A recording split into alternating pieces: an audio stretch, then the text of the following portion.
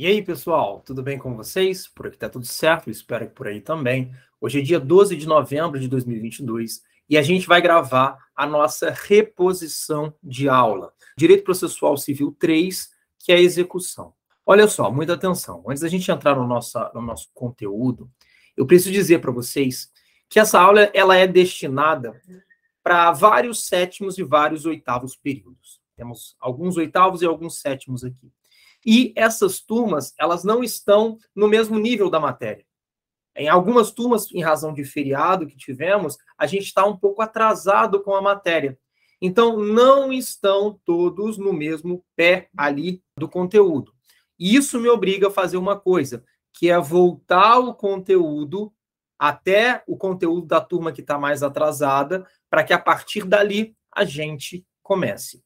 Então, pode ser que você seja de uma turma que você já viu esse conteúdo que a gente vai começar trabalhando ele aqui agora. Mas fique despreocupado. Use isso aqui como uma revisão, tá joia? Mas já a gente chega no conteúdo que está na sua turma. Se você quiser, essa é uma gravação, você pode adiantar. É uma gravação porque ninguém apareceu. Agora são 1h25 do dia 12. Eu falei para vocês que eu ia esperar até 1h20, ninguém apareceu, estou gravando a aula para vocês.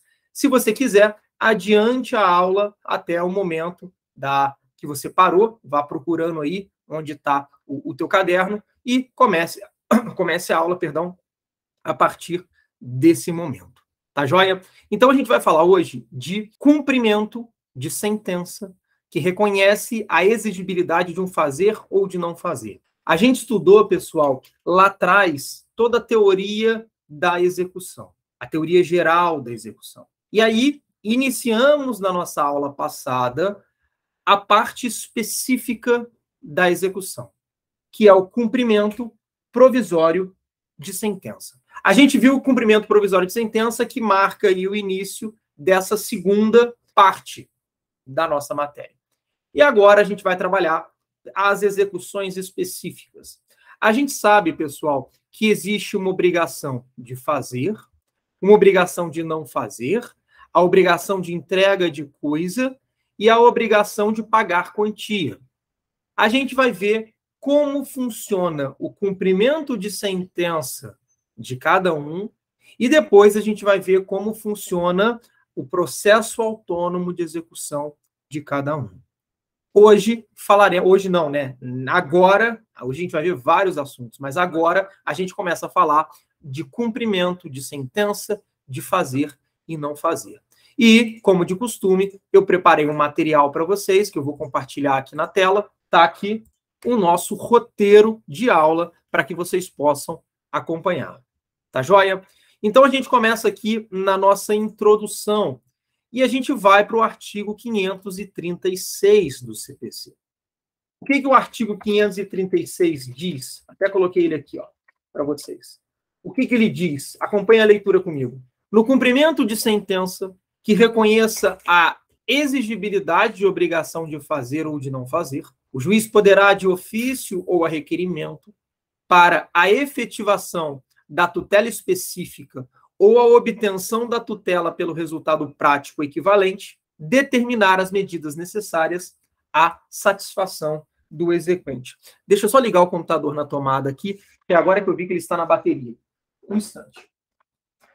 Pronto. É aqui embaixo. Tá.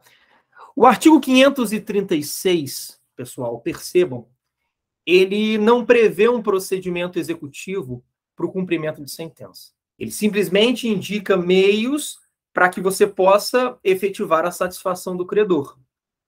O artigo 537, que a gente já vai ver, ele trabalha a questão das astreintes, a questão das multas e seus aspectos procedimentais. Mas o fato é, quando a gente tem uma sentença que reconhece uma exigibilidade de uma obrigação de fazer ou de não fazer, a gente não tem um procedimento executivo previsto pela lei. A lei não diz o seguinte, o juiz vai intimar o devedor para que ele pague em 15 dias, para que ele pague em 3 dias, para que ele pague em 20 dias. Não. O artigo 536, ele diz, olha só, que o juiz ele vai determinar as medidas necessárias à satisfação do exequente. Então, notem que nós não temos um procedimento executivo previsto pela lei. É o juiz que vai determinar de acordo com cada caso concreto. E por que isso acontece, pessoal? Isso acontece porque o juiz, ele, nesse caso, ele precisa ter uma liberdade de criação. Ele precisa, a cada caso concreto, criar o procedimento que melhor se adequar àquele caso concreto. Então, é por isso que a lei dá essa liberdade para o juiz aqui. Avançando para o nosso item B aqui, né? Na verdade, isso aqui era para ser 1. Deixa eu corrigir isso daqui, ó. Era para ser numeração. Deixa eu numerar isso aqui corretamente. Agora sim. Item 1, introdução. Item 2, aspectos procedimentais. Pessoal, alguns aspectos procedimentais importantíssimos aqui sobre esse cumprimento de sentença. Primeiro, é possível perfeitamente o cumprimento provisório, que vai depender do requerimento do credor e do que a gente estudou na nossa aula passada. Só que, havendo trânsito em julgado, a execução ela não será mais provisória, ela será definitiva. E é sobre a execução definitiva que estamos falando aqui. E aí, como que essa execução ela pode se iniciar? Primeiro, ela pode se iniciar de ofício pelo juiz ou por requerimento da parte. Isso está no artigo 536, que diz o seguinte, a gente já leu, mas olha só, no cumprimento de sentença, que reconheça a exigibilidade e obrigação de fazer ou de não fazer, o juiz poderá, de ofício ou a requerimento. Então, o juiz ele pode, de ofício aqui, oficiosamente, sem a necessidade de provocação, iniciar o cumprimento de sentença de fazer ou não fazer. Por exemplo, obrigação de fazer, construir um muro, realizar um show. Obrigação de não fazer, não construir determinado muro. Imagina que o teu vizinho começou a construir uma churrasqueira de parede para sua parede, ou então com a chaminé da churrasqueira na sua janela. Você pode entrar com uma ação para que ele não faça aquela obra. É uma ação de não fazer. Então, repetindo, o juiz ele pode começar de ofício e pode haver requerimento. E aí, muita atenção, eu quero abrir um parênteses com vocês aqui. O primeiro parêntese é o seguinte: as obrigações de fazer, não fazer e entrega de coisa, elas podem ter o cumprimento de sentença iniciado de ofício. A única obrigação que não pode ter sua execução iniciada de ofício é a obrigação de pagar a quantia certa. A gente vai ver isso lá na frente, mas já é uma informação muito importante para a gente trabalhar aqui. E, pessoal, como a gente tem um cumprimento de sentença, isso significa que a gente não está criando um processo novo. Então, eu não preciso de uma petição inicial. Basta uma simples petição. Uma petição intercorrente ali no processo. Um requerimento pedindo para que o juiz ele inicie o cumprimento de sentença e crie o procedimento que ele entender mais adequado. Se o juiz iniciar de ofício, não teremos esse requerimento. Teremos uma decisão do juiz iniciando a execução de ofício. E sobre essa execução de ofício, aqui a gente não aplica a regra da inércia. Aqui a gente aplica o impulso oficial. Lá na obrigação de pagar a quantia certa, a gente aplica a regra da inércia. E aí, como eu disse para vocês, levando em conta as particularidades do caso concreto, o juiz ele vai fixar um prazo para que a obrigação seja cumprida. Ok? O STJ ele vai entender que se já foi fixado na sentença um prazo e essa sentença transitou em julgado, o juiz não seria possível que o juiz alterasse esse prazo posteriormente, em razão da coisa julgada material. E aí ele teria que intimar a parte para cumprir, basicamente ali de maneira imediata. E aí, saindo agora dessa questão do STJ, deverá haver intimação do devedor. Tivemos uma sentença, a sentença condenou o devedor a um fazer, e aí houve o requerimento para o cumprimento de sentença, porque esse fazer não foi cumprido, ou então o juiz começou de ofício. Qual é o próximo passo? Deverá haver a intimação do devedor. Intime-se o devedor executado para que ele construa o muro em determinado prazo. para que ele faça o show em determinado prazo, para que ele faça algo em determinado prazo. E aí, quanto à forma de intimação, a gente tem aqui uma divergência na doutrina. Uma primeira corrente vai entender que essa intimação pode se dar na pessoa do advogado, cito, por exemplo, aqui o professor Daniel Neves, e outra parte da doutrina, outra corrente, vai entender que essa intimação deve ser pessoal. Não há uma corrente que prevaleça. Na prática, geralmente, essa intimação é na pessoa do advogado. Quem entende que a intimação tem que ser pessoal? Cândido Rangel, Dinamarco. Tudo bem? Esses são os aspectos procedimentais. Vamos colocar alguns itens que eu reputo importante aqui. Olha só, nos aspectos procedimentais. Primeiro, como se trata fase executiva, não haverá novo processo. Logo, o devedor será intimado e não citado. Esse é um ponto. Essa execução pode ser iniciada por requerimento da parte ou de ofício pelo magistrado. Isso aqui é importante, tá bom? E o procedimento será estabelecido pelo juiz de acordo com cada caso concreto. Ok? Essas são as informações importantes aqui sobre esse item de número 2. Bom, em relação ao item de número 3, aqui, tutela específica e conversão em perdas e danos. Pessoal, a tutela específica é aquilo que a parte de fato quer. É aquilo que ela pede. Se eu, exequente, peço a construção de uma casa, por exemplo, a tutela específica é a construção dessa casa. E o que seria a conversão em perdas e danos, pessoal? A conversão em perdas e danos, ela ocorre quando você não consegue a tutela específica ou quando você não quer mais a tutela específica, e aí o exequente ele recebe o equivalente em dinheiro. Então, imagina que eu contrate, por exemplo, uma pessoa para fazer um show no final de ano da minha casa, na festa da família, da minha família. E aí eu contrato essa pessoa ela não vai realizar esse show. Eu não quero mais a tutela específica. Já passou a data. Eu queria o show naquele momento. Então não adianta eu fazer esse show depois. Nesse caso, é melhor haver a conversão em perdas e danos e eu vou pegar o dinheiro de volta e mais o que eventualmente eu perdi. Só que, a depender do caso, pode ser que a tutela específica ainda seja possível. Por exemplo, a construção de uma casa, a construção de um muro, a construção de uma piscina. E aí, a tutela específica, ela é sempre melhor para o exequente do que receber o equivalente em dinheiro. Então, dentro desse procedimento que o juiz vai criar, ele vai ter à sua disposição formas executivas e mecanismos de execução para buscar a tutela específica.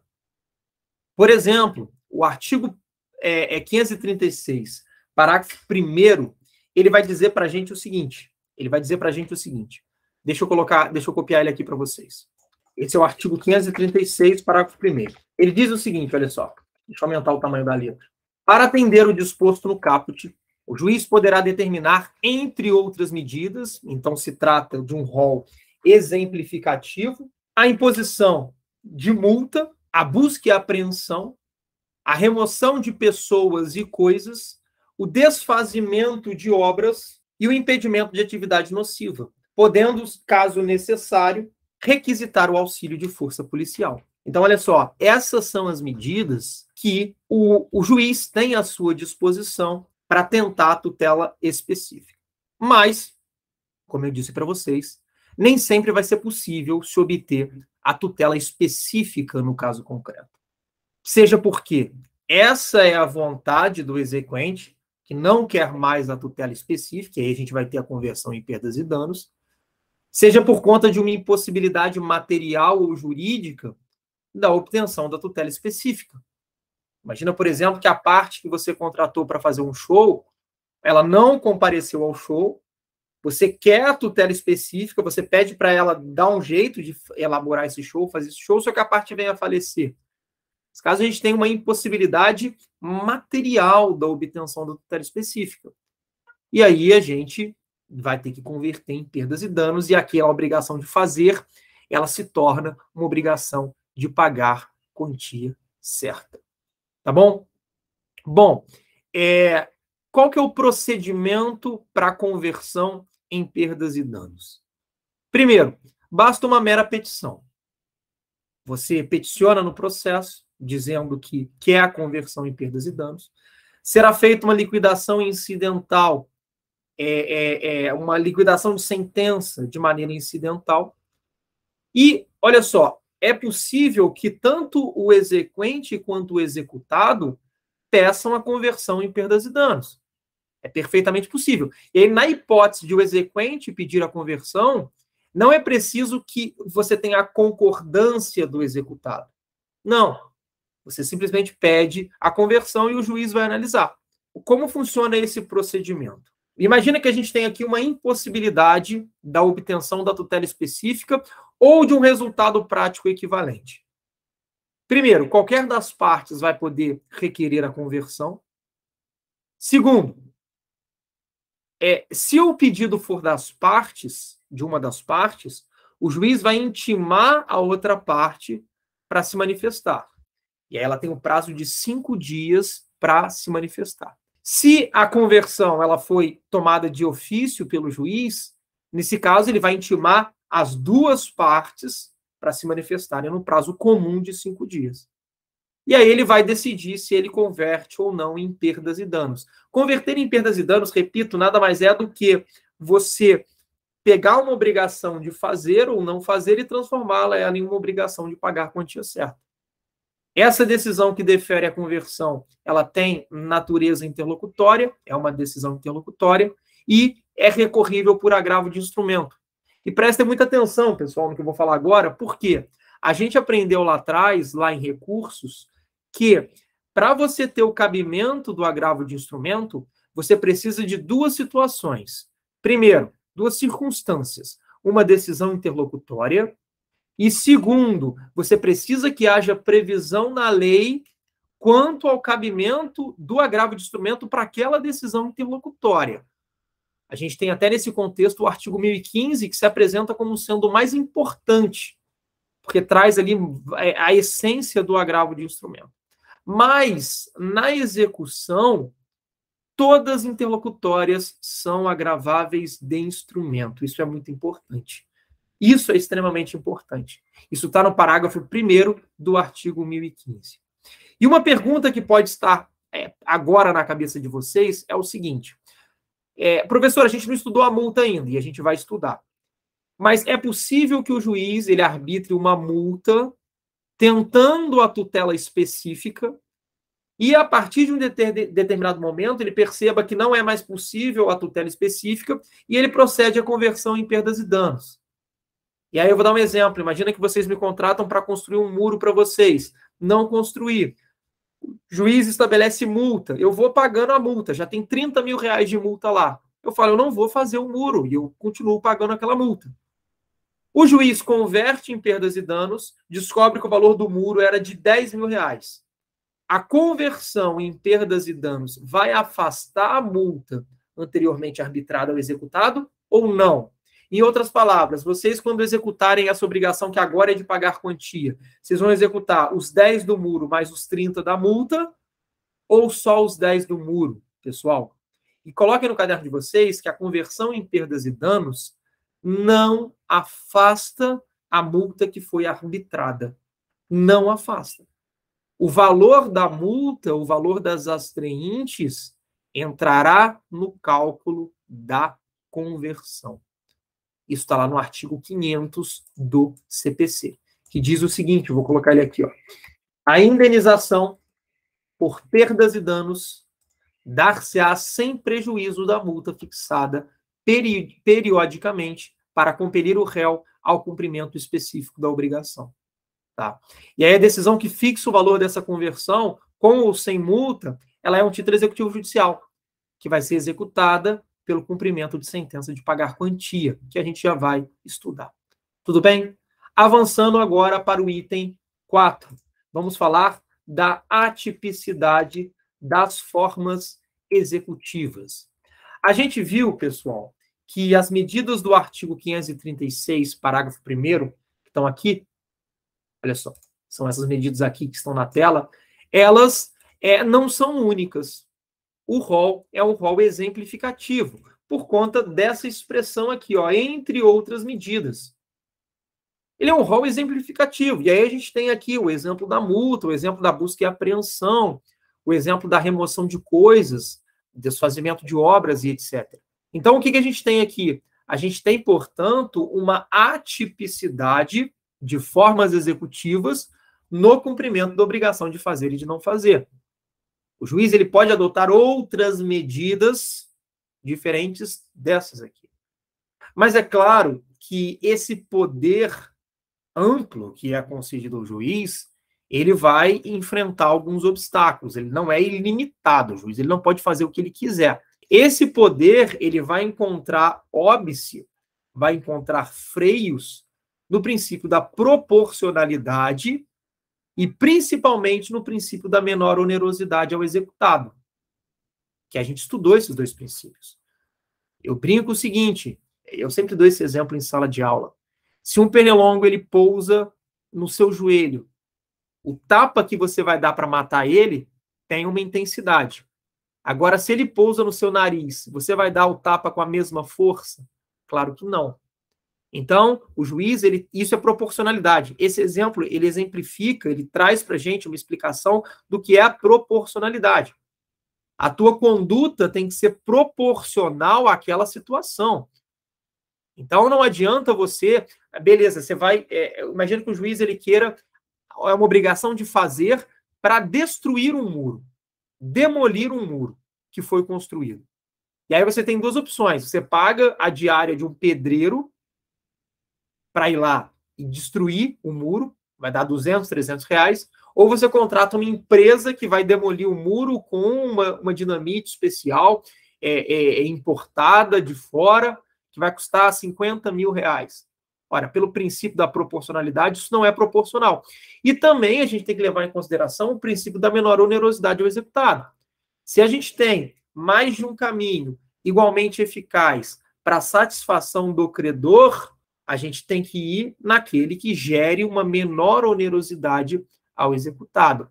Então, essa atipicidade ela não é ilimitada. Vamos colocar isso aqui no caderno, então. Olha só.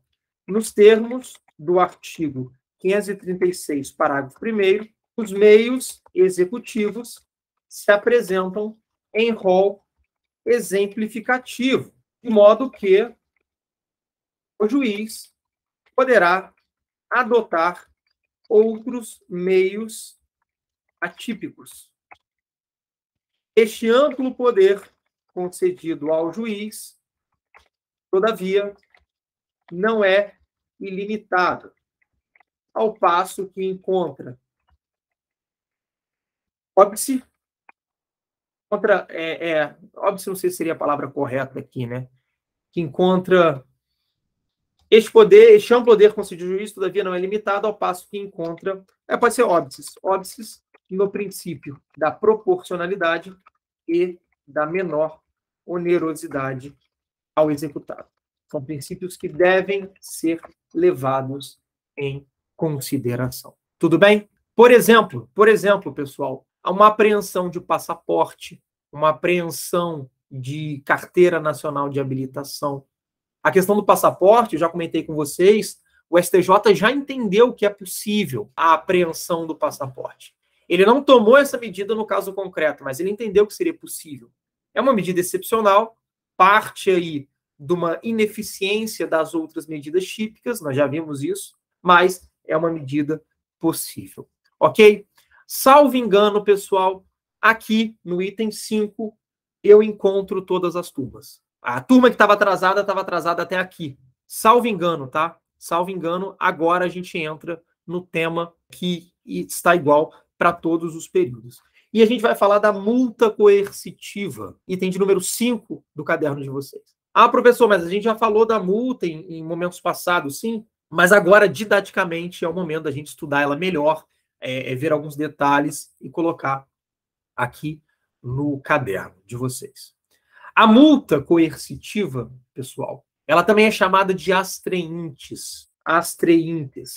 Isso é uma herança do direito, influência do direito francês. E, apesar de não haver uma lista de preferência, uma lista de prioridade e importância entre as medidas executivas, a multa ela é muito eficaz na prática. Então, ela ganhou uma posição de destaque, seja na prática, seja na legislação. Porque ela é muito fácil de ser aplicada e, geralmente, ela é respeitada, porque dói no bolso. O ser humano, especialmente o brasileiro, né, ele sente mais no bolso. Então, quando alguém fala para você, olha, construa um muro, senão você vai pagar uma multa diária de R$ 5.000, a parte constrói. Geralmente funciona. E onde ela está? Ela está no artigo 537, que eu vou colocar aqui na tela para vocês agora. O artigo 537 ele diz o seguinte: a multa independe de requerimento da parte e poderá ser aplicada na fase de conhecimento, em tutela provisória ou na sentença, ou na fase de execução, desde que seja suficiente e compatível com a obrigação e que se determine prazo razoável para o cumprimento do preceito. Então, olha só, preste atenção nas informações ricas que existem nesse dispositivo. Primeiro, a gente vai falar sobre isso, mas só em caráter preliminar aqui, olha. A multa independe de requerimento da parte. O juiz pode aplicar multa de ofício.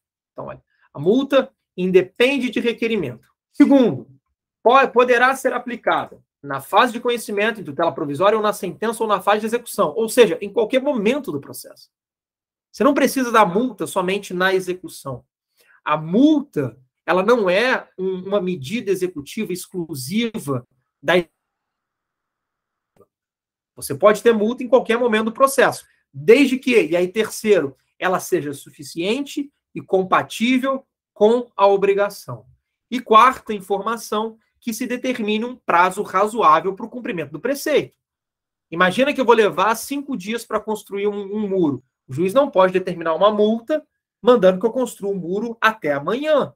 Ele tem que dar um prazo razoável. E o que é esse prazo razoável? Não sabemos. O juiz vai determinar dentro de cada caso concreto, levando ali em consideração as especificidades do caso concreto, mas a gente tem esses critérios que têm que ser analisados. Tá bom? Alguns pontos importantes sobre essa multa, que estão fora desse dispositivo, né? Antes da gente entrar no valor. Ela não precisa ser diária ou por tempo de atraso. Não precisa. O que a gente tem, geralmente, é uma multa por tempo, por dia, né? Para cada dia que que a parte não tirar o nome do exequente do SPC do Serasa, vai ter uma multa.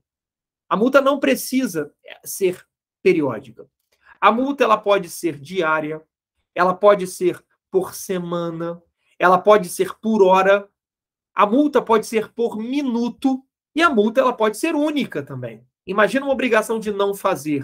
Luiz Eduardo, não construa o muro, sob pena de multa de R$ 50.000. Não tem como eu colocar uma multa diária aqui. É uma multa única. A qualificação dessa multa, o valor, e a gente vai falar sobre isso no item A aqui, é tarefa do juiz. É o juiz, levando em consideração cada caso concreto, que vai determinar o valor da multa. E não o legislador. E não o legislador. Questão clássica de prova para vocês. É o legislador que diz qual é o valor da multa? Não, é o juiz no caso concreto. O legislador ele traz a previsão da multa enquanto medida executiva. Mas é o juiz, levando em conta a casuística, que vai determinar o valor dessa multa. Essa multa ela pode ser aplicada de ofício pelo juiz, porque ela independe de requerimento, está marcado aqui na tela para vocês, e ela pode ser aplicada em qualquer fase do processo, a gente viu.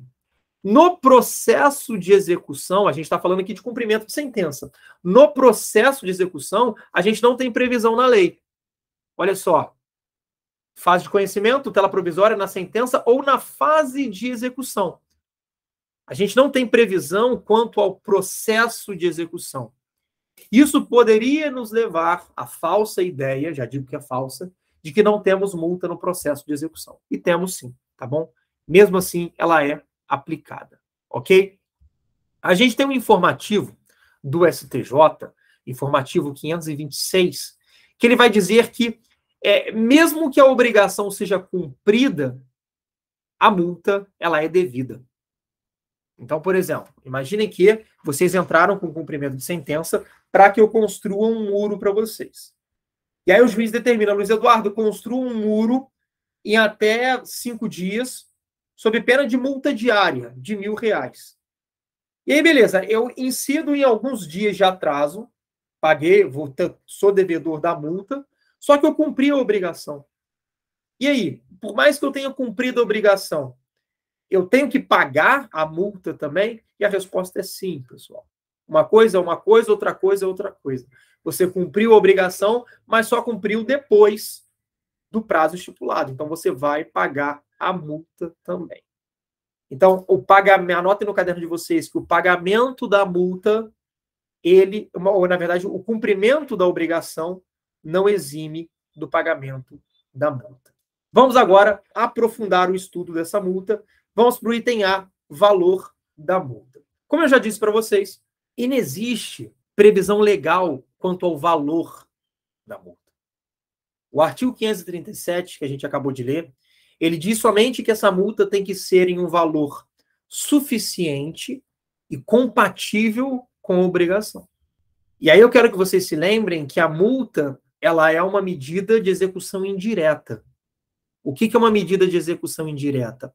É aquela que exerce uma pressão psicológica no devedor executado para que ele cumpra com a obrigação no caso concreto. E como ela é uma medida de execução indireta, é o juiz que vai determinar o seu valor em cada caso concreto. Isso vocês já sabem, eu já falei. Só que esse valor, ele não pode ser irrisório e ele também não pode ser exorbitante. Por quê? Porque se for um valor irrisório, um valor que não faça nem cosquinha, não vai haver pressão. E o objetivo da multa é gerar pressão. Só que essa pressão também não pode ser exorbitante, porque se o valor da multa for irrisório, não vai haver pressão. Agora, se o valor da multa for exorbitante, isso vai desestimular o cumprimento da obrigação. Vocês me contratam, por exemplo, para dar uma aula para vocês para a OAB, o preparatório da OAB presencial. E aí, não temos um contrato que seja título executivo, vocês entram com uma ação de conhecimento, porque eu não fui dar aula para vocês, e vocês querem que eu dê a aula para vocês. Vocês me pagaram lá R$100 por 2 horas de aula, a turma inteira, cada um pagando R$100. Vocês pedem para que eu dê a aula e o juiz fixa uma multa. Se o juiz fixa uma multa de 50 centavos por dia, isso vai gerar uma pressão? Não. Eu vou colocar na conta lá, 50 centavos por dia vai dar pouquinha coisa. Vai dar R$15 por mês. Eu vou pagar essa multa, não tem problema não, eu pago. Agora, se ele coloca uma multa de R$5 milhões, eu não tenho esse valor. Não tenho. Eu sei que eu não vou cumprir. Não vou cumprir. Isso vai desestimular o cumprimento da obrigação. Então, o valor ele não pode ser irrisório da multa, mas ele não pode ser exorbitante. O juiz ele tem que, no caso concreto, chegar a esse valor suficiente. Tá bom? Outro exemplo, né? Um exemplo agora envolvendo advogado. Imagina que o advogado seja contratado para trabalhar em uma pessoa jurídica, mas com regime de exclusividade. Luiz Eduardo, você vai trabalhar só para a gente. Para uma empresa qualquer. Só que eu, Luiz Eduardo, eu começo a trabalhar para outras empresas também, mesmo sem poder. E aí essa pessoa jurídica que me contratou, ela entra com uma ação para que eu, advogado, seja proibido de advogar para as outras empresas. E ela consegue, por exemplo, uma multa de R$10 para cada ato que eu pratico. Essa multa é irrisória. Ou então, uma multa de 10 milhões para cada ato praticado. Essa multa é uma multa exorbitante, a princípio, tá bom? Eu digo exorbitante a princípio porque, dependendo do advogado, talvez ela seja até irrisória. Mas, a princípio, levando em conta o ser humano médio aqui, né, o advogado médio, ela é uma multa exorbitante. Tá? E olha que interessante, pessoal. Essa liberdade que o juiz tem faz com que não exista uma vinculação entre o valor da multa e o valor da obrigação descumprida. Porque imaginem o seguinte, imaginem que o exemplo que eu dei de construção do muro, a multa foi de R$ 30 mil reais, e o valor do muro foi de R$ 10 mil. Prestem atenção, o valor da multa, ele ficou 3 vezes o valor da obrigação principal. O valor da multa pode superar o valor da obrigação? Pode, perfeitamente. O STJ já entendeu que pode. E o caso concreto em que o STJ trabalhou com isso foi um caso concreto envolvendo uma cirurgia.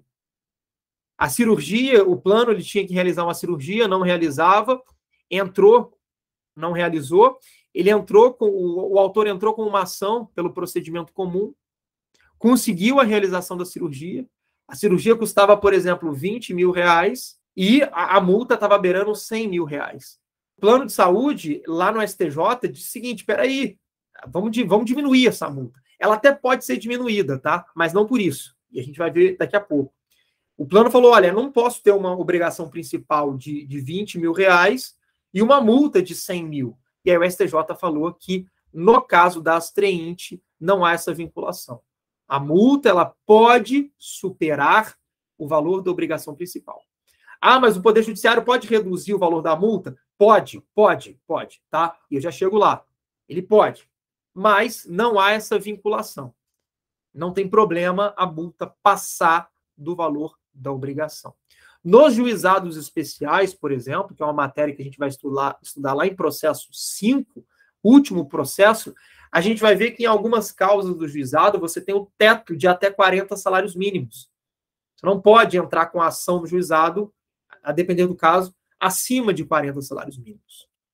Só que a multa, ela pode ultrapassar 40 salários mínimos lá no juizado e pode ser executada perfeitamente. Não tem problema nenhum, tá? Isso só mostra que essa posição do STJ, ela tá correta.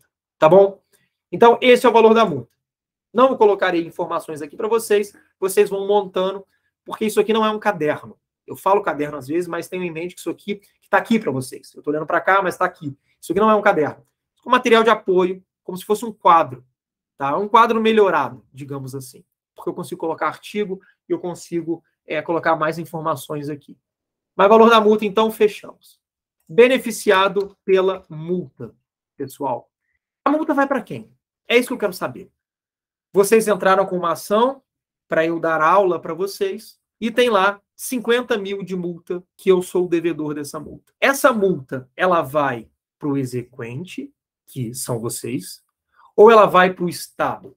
Muita atenção. Essa multa, ela vai para o exequente, pessoal. Ela vai para o exequente. Por quê? Porque a natureza dela é coercitiva. Como a natureza dela é coercitiva, a parte beneficiária da multa é a parte que pretende o cumprimento da obrigação, e não o Estado. Isso está no artigo 537, parágrafo 2º, que diz o seguinte, está aqui na tela para vocês. O valor da multa será devido ao exequente. Isso é muito interessante porque, e eu quero que vocês tenham muita atenção aqui, porque quando a gente estudou no semestre retrasado, Direito Processual Civil 1, que eu falei com vocês sobre audiência de conciliação e de mediação, semestre retrasado, acho que foi, Direito Processual Civil 1, eu falei que a multa pelo não comparecimento na audiência preliminar de conciliação, lá do artigo 334 do CPC, ela é revertida para o Estado, para o poder público, para o Estado, no caso da Justiça Estadual Comum, e para a União, no caso da Justiça Federal.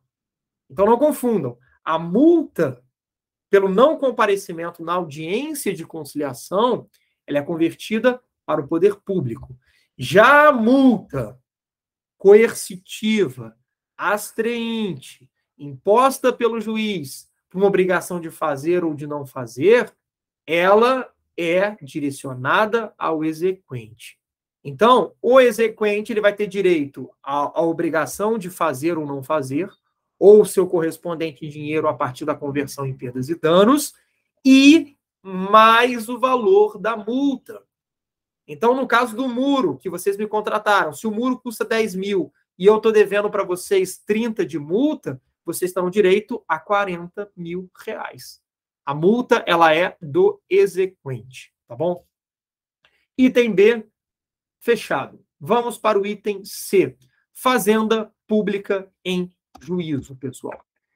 Lembrem-se aqui quem é fazenda pública, né?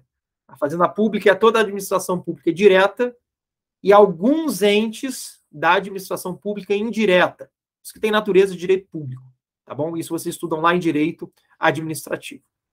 Não interessa para a gente aqui saber o que é fazenda pública. Então, já parto do pressuposto que vocês sabem quem tem tratamento de fazenda pública. Em relação à fazenda pública, eu quero saber o seguinte: ela pode ou não pode sofrer essa multa? A fazenda pública pode ou não sofrer essa multa? Pode, pessoal, pode. Então, em relação à fazenda pública, em juízo, ela sofre essa multa. Mas aí eu tenho uma pergunta para te fazer.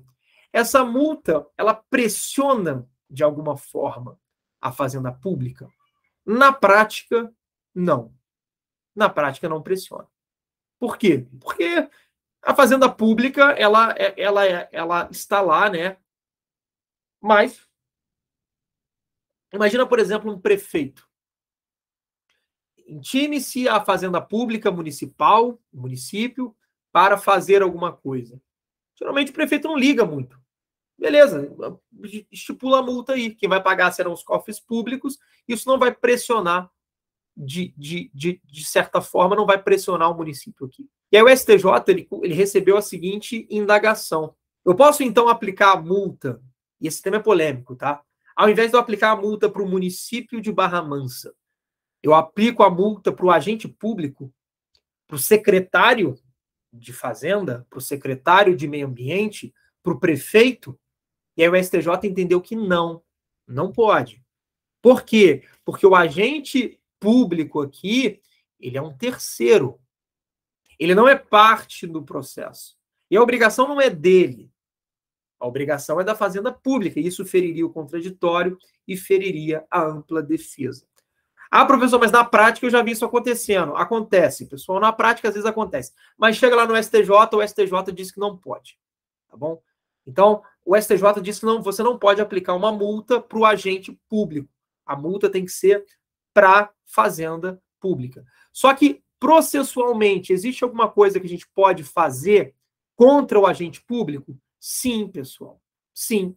É possível que o agente público, muito embora ele não possa receber a aplicação dessa multa, é possível que ele cometa ato atentatório à dignidade da justiça, que tem natureza sancionatória.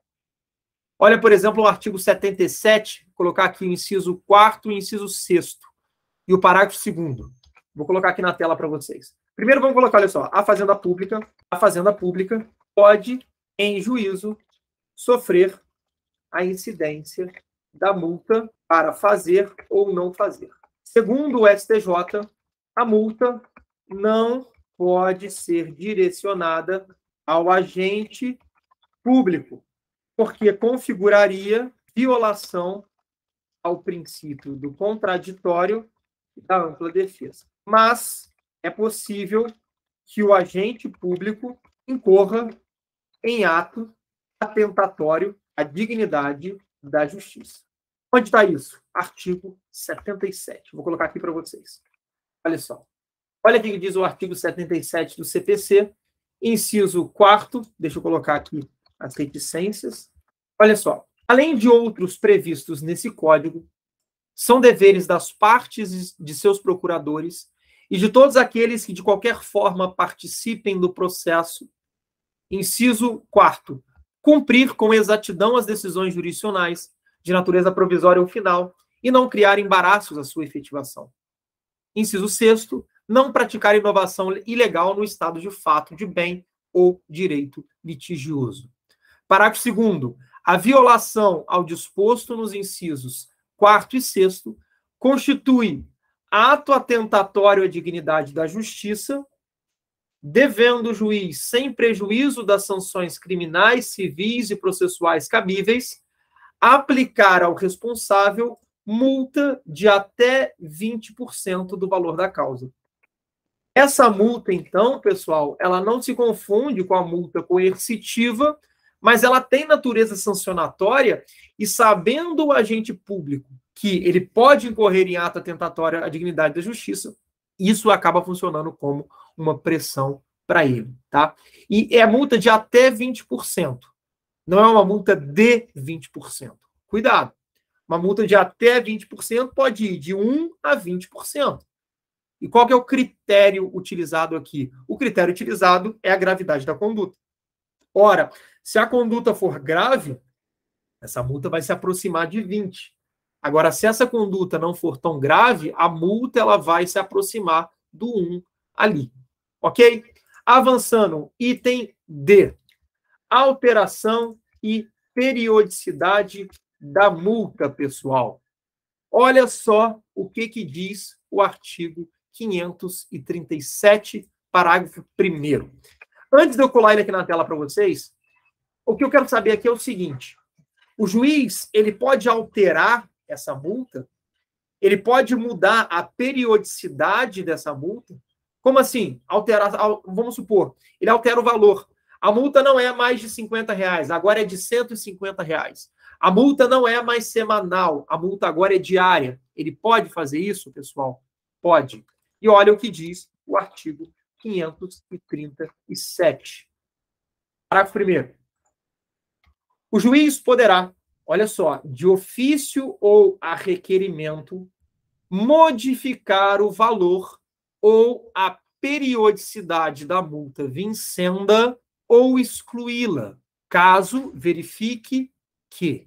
Primeira informação, o juiz ele pode fazer isso de ofício ou a requerimento.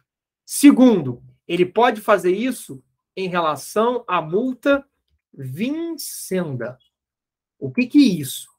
Multa vincenda é aquela que ainda não venceu. É aquela que ainda não venceu. Se a multa for vencida pela lei, o juiz não poderia mexer. Mas a gente vai ver que o STJ não entende assim. Vamos por partes aqui.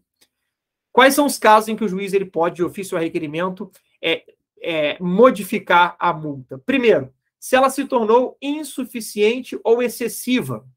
Ora, se a multa se tornou insuficiente, o juiz pode aumentar. E aí valeria, de acordo com a lei aqui, dali para frente. E a multa passada, está consolidada, fica lá naquele valor. E, por outro lado, o juiz pode modificar também se ela se tornou excessiva. Se o juiz percebe que ele errou ali no momento de fixar o valor dessa multa, ele pode reduzir. Ora, reconheço que a multa está excessiva. Reduzo de R$100 para R$50. E, inciso segundo, caso verifique que o obrigado demonstrou cumprimento parcial, superveniente da obrigação ou justa causa para o descumprimento. Ok? Então, se o obrigado demonstrou cumprimento parcial, superveniente, se depois da estipulação da multa ele demonstrou que ele fez alguma coisa, não fez tudo, mas fez alguma coisa, ou que houve uma justa causa, um justo motivo para o descumprimento. Nesse caso aqui, o juiz ele pode modificar também. Muita atenção. Se o valor da multa estiver no título executivo extrajudicial, o juiz ele só pode diminuir a multa nas hipóteses do artigo 814, parágrafo único do CPC. Então, olha só, vou colocar isso aqui no caderno para vocês, porque isso é importante. Se a multa estiver prevista no título executivo extrajudicial. Eu sei que a gente está falando de cumprimento de sentença, mas é uma observação importante que envolve a multa aqui. Coloca como OBS, né? OBS, aprofundamento. Se a multa, saiu o aqui, né? Se a multa estiver prevista no título executivo extrajudicial, o juiz poderá diminuí-la nas hipóteses do artigo 814, parágrafo 1º do CPC. Neste caso, não poderá aumentá-la. Não poderá aumentá-la, pessoal. Só diminuir. Vamos lá para 814 e vejamos o que ele diz. Na execução de obrigação de fazer ou de não fazer, fundada em título extrajudicial, ao despachar a inicial, O juiz fixará a multa por período de atraso no cumprimento da obrigação e a data a partir do qual será devida. E aí vem o parágrafo único. Se o valor da multa estiver previsto no título e for excessivo, o juiz poderá reduzi-lo. Se a multa, por outro lado, ela for fixada em sentença, se a multa for fixada em sentença, então o título executivo judicial, ela pode ser revista, seja para reduzir, seja para aumentar. Olha só, então vamos colocar isso no caderno. Se a multa, por outro lado, for fixada em sentença, um título executivo judicial, ela pode ser revista para redução ou aumento. O STJ vai entender, pessoal, que como essa multa ela é um mecanismo de execução, ela é um meio de coerção, elas não integram o que foi protegido pela coisa julgada material. Então, o STJ entende que, ainda que tenha havido trânsito em julgado, essa multa ela pode ser revista. Tá? Ela pode ser revista. E aplicando o que diz aqui o artigo 537, parágrafo 1º. A grande questão que vai gerar uma problemática para a gente aqui é a seguinte. Beleza. A obrigação ela foi cumprida. Teve multa. Vamos imaginar aquele exemplo que eu dei. Vocês entraram com uma ação e eu fui condenado para construir um muro no valor de R$10.000. E aí, eu não construí e houve uma multa de R$30.000. Fui lá, elaborei o muro, construí o muro. E aí chegou o momento da execução da multa. A multa vai ser executada agora. E vocês começam o cumprimento de sentença em relação aos R$30.000 da multa. No momento da execução, o judiciário pode reduzir o seu valor? Essa é a pergunta. Porque no momento em que a multa está incidindo sobre o devedor, beleza, o 537, parágrafo único, parágrafo 1º, e o STJ vai dizer que o judiciário pode mexer. Ele pode reduzir, ele pode aumentar a multa. Mas e no momento da execução? E aqui a gente tem uma divergência. E esse tema é muito polêmico. Uma primeira corrente do professor Leonardo Greco vai dizer para a gente que o judiciário não pode reduzir o valor da multa durante a execução. Por quê? Por falta de previsão legal. Não pode. A previsão legal, ela se limita ao momento em que a multa incide, e não ao momento em que a multa está sendo cobrada. Ok? Uma segunda corrente, e aqui vem a posição do STJ, o STJ entende que sim, em razão de não existir um direito adquirido à multa. Inclusive, o STJ entende que isso pode ser feito de ofício. Essa decisão ela foi muito, mas muito criticada pela doutrina, quando o STJ decidiu. Salvo engano, isso aqui foi em 2020, ou comecinho de 2021, que o STJ entendeu que é possível você, no momento da execução, mudar a multa. Isso é horrível, né? Porque pega a parte de surpresa. Para a advocacia é muito ruim também. Então, imagina que você começa uma execução de uma multa do valor de R$100.000. E aí você cobra no êxito do seu cliente. Você fala o seguinte, não, olha só, vamos entrar com essa ação, eu vou cobrar o valor da multa, você me dá 30% ao final. 30% em 100 mil é R$30.000. E aí chega lá no STJ, o STJ fala, olha, essa multa aqui eu estou achando ela muito alta. Ela não é de 100 mil, não. Agora ela vai ser de R$4.000. E geralmente é isso que acontece. É uma redução drástica, não é uma redução pequena, é uma redução drástica. Pô, o advogado que antes ia receber 30 mil, agora vai receber R$1.200. Isso é horrível. O STJ, para mim, ele errou aqui. Isso fere a segurança jurídica também. Não é bom, mas é a posição atual do STJ. Então, repetindo, o STJ entende que, no momento da execução da multa, o judiciário pode reduzir o seu valor. Tá bom? Essa é a posição do STJ. Avançando, pessoal, avançando. Item E, exigibilidade da multa. Pessoal, essa multa, ela pode ser exigível tanto para decisões interlocutórias quanto para sentença. É perfeitamente possível. Imagina uma sentença condenando a parte a uma obrigação de fazer multa em cima dessa parte, caso ela não cumpra com a obrigação. Agora, imagina uma decisão interlocutória determinando uma obrigação de fazer. Também é possível multa. Também é possível. Imagina que você entra com uma ação contra o banco, para o banco retirar o seu nome do SPC do Serasa, porque ele te negativou por uma quantia que você já tinha pago. Toda vez que você for negativado por uma quantia que você já tinha pago, você tem direito a receber danos morais, você tem direito a receber o valor, se você pagou 2 vezes, o valor em dobro do pagamento indevido, da cobrança indevida. Mas, além disso, você tem direito de exigir uma tutela provisória de urgência de natureza antecipada para retirar o seu nome do SPC do Serasa. Isso é uma decisão interlocutória. E se o banco não cumprir com o determinado na sentença, o que vai acontecer? Multa em cima dele. É perfeitamente possível, tá? Então, sobre a exigibilidade da multa, ela é exigível tanto para decisões interlocutórias quanto para sentença. Exigível tanto para decisões interlocutórias quanto para sentenças. O que a gente tem de discussão aqui é a partir de qual momento essa multa se torna exigível. A partir de qual momento essa multa ela pode ser executada.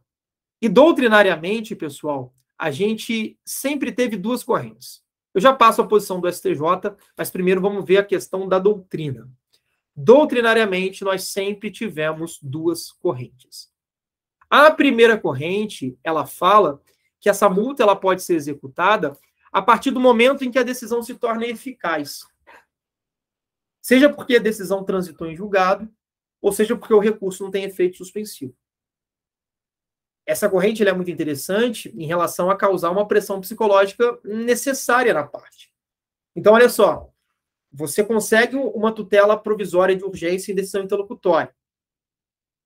Se você adota essa primeira corrente, assim que essa decisão transita em julgado, ou seja, passa o prazo de 15 dias sem que ninguém... transita em julgado não, né? Assim que não cabe mais recurso dela. Eu poderia usar a palavra transita em julgado aqui com certo cuidado, mas poderia. Significa que não cabe recurso. Então, se passou 15 dias de uma decisão interlocutória e não houve apresentação de recurso, eu já posso executar aquela multa. Independentemente se o processo já acabou ou não. Ou então, se houve recurso, mas o recurso não tem efeito suspensivo, como é o caso do agravo de instrumento, que em regra não tem efeito suspensivo. Então, a partir dali, a partir do momento que a decisão interlocutória, no meu caso, aqui no meu exemplo, se torna eficaz, você já pode cobrar a multa. Essa é a primeira corrente. Essa corrente é interessante, porque na cabeça do devedor, ele sabe que ele tem que cumprir, e se ele não cumprir, assim que transitar em julgado a decisão, ele vai ser cobrado, ainda que o processo não tenha acabado. O que transitou em julgado não foi o processo, presta atenção, foi a decisão, ok? São coisas diferentes. A segunda corrente, ela vai dizer que você só pode executar a multa a partir do trânsito em julgado da sentença, da decisão final do processo. E aí, essa corrente ela enfraquece um pouco essa pressão psicológica da multa, né? Para essa corrente, a simples ameaça de cobrança futura já seria suficiente para exercer essa pressão psicológica. Então, olha só. Primeira corrente. Eu posso cobrar a multa logo quando houver o trânsito em julgado da decisão interlocutória. A segunda corrente fala que eu tenho que esperar o processo acabar para somente após a sentença eu cobrar essa multa. O STJ, provocado a se manifestar sobre o tema, entendeu que a multa fixada em tutela provisória de urgência só pode ser executada após a sua confirmação em sentença. E desde que não haja efeito suspensivo, não haja recurso com efeito suspensivo. Porque, olha só, essa corrente é interessante do STJ. E eu não tenho uma posição totalmente formada ainda, mas eu acho que eu concordo com o STJ. Por quê? Porque essa tutela provisória, como o próprio nome diz, e vocês já aprenderam isso nos semestres passados, ela é uma tutela provisória. E por que ela é provisória? Porque ela pode ser modificada ou anulada. E aí, se você executa uma multa agora e depois, lá na frente, essa decisão é modificada, você vai ter que devolver a multa. Então, é melhor que você não execute ela agora. Então, o STJ entende que, se você conseguiu uma multa em decisão interlocutória, concessiva de tutela provisória e de urgência antecipada, por exemplo, você não pode executar essa multa agora, você tem que esperar o processo acabar. E aí, quando o processo acaba, você executa aquela multa. Porque aí, a decisão que era provisória agora se transforma em tutela definitiva, o que é mais seguro, o que gera mais segurança jurídica. Entenderam? Espero que sim. Espero que sim. Tá. O 537, ele traz, no seu parágrafo 3º, uma situação intermediária. E diz o seguinte, olha só. Passei para vocês a posição da doutrina, passei a posição do STJ, e o CPC diz o seguinte: a decisão que fixa a multa é passível de cumprimento provisório, devendo ser depositada em juízo, permitindo o levantamento do valor após o trânsito em julgado da sentença favorável à parte. O legislador aqui, pessoal, ele foi muito feliz. Ele encontrou uma situação intermediária que prestigia a efetividade e a segurança jurídica. O que o legislador disse aqui? E é isso aqui que importa para a gente. A não ser que você seja provocado quanto à posição do STJ. Se você tem uma tutela provisória de urgência e uma multa, você pode executar a multa? Pode. Precisa esperar o processo chegar no final e haver o trânsito julgado da sentença? Não. Você pode executar em cumprimento provisório. Só que você não vai levantar esse valor agora. A multa vai ficar depositada em juízo e você só vai levantar quando houver o trânsito em julgado da sentença e desde que esse trânsito em julgado seja favorável a você. E se você lá na frente perde, a parte que pagou a multa vai levantar esse valor de volta. Tá? O artigo 537, parágrafo 3º, ele é bem autoexplicativo. Tá bom? Esta aqui, então, é o nosso item E, a exigibilidade da multa. Para a gente fechar o cumprimento de sentença de fazer e não fazer, vamos ao item F, que é o termo inicial e intimação do devedor. Para haver a incidência dessa multa, como que o devedor é intimado e qual é o seu termo inicial? E aí a gente precisa, primeiro, entender como isso funcionava na vigência do CPC de 73. Na vigência do CPC de 73, o STJ entendia que a obrigação de pagar a quantia certa, você tinha a intimação do advogado para pagar. E na obrigação de fazer, não fazer e entregar a coisa, você tinha uma intimação pessoal. A gente tinha até uma súmula do STJ, que é a súmula 410, que previa isso. Nem anotem, porque essa solução ela não persiste mais. O artigo 513, parágrafo 2º, ele não faz mais essa diferenciação. E ele traz para a gente aqui a resposta para essa pergunta. Eu vou colocar aqui na tela para vocês, olha só. Olha só o que ele diz. E aqui basta a leitura, tá? Ele é um artigo bem autoexplicativo. O devedor será intimado para cumprir a sentença. Inciso 1º, pelo diário da Justiça, na pessoa do seu advogado constituído nos autos. 2º, por carta com aviso de recebimento, quando representado pela defensoria ou quando não houver procurador constituído nos autos. Inciso 3º, por meio eletrônico, quando, no caso do parágrafo 1º, 246, não tiver procurador constituído nos autos. E inciso 4º, por edital, quando citado na forma do 256, que é a citação por edital, tiver sido revel na fase de conhecimento. Leitura aqui bem autoexplicativa, não há mais o que dizer, somente ler mesmo o artigo 513, parágrafo 2º. Com isso aqui, pessoal, a gente fecha o estudo do cumprimento de sentença que reconhece a exigibilidade de fazer e não fazer. Te encontro, vou fechar esse bloco aqui, te encontro no nosso próximo bloco.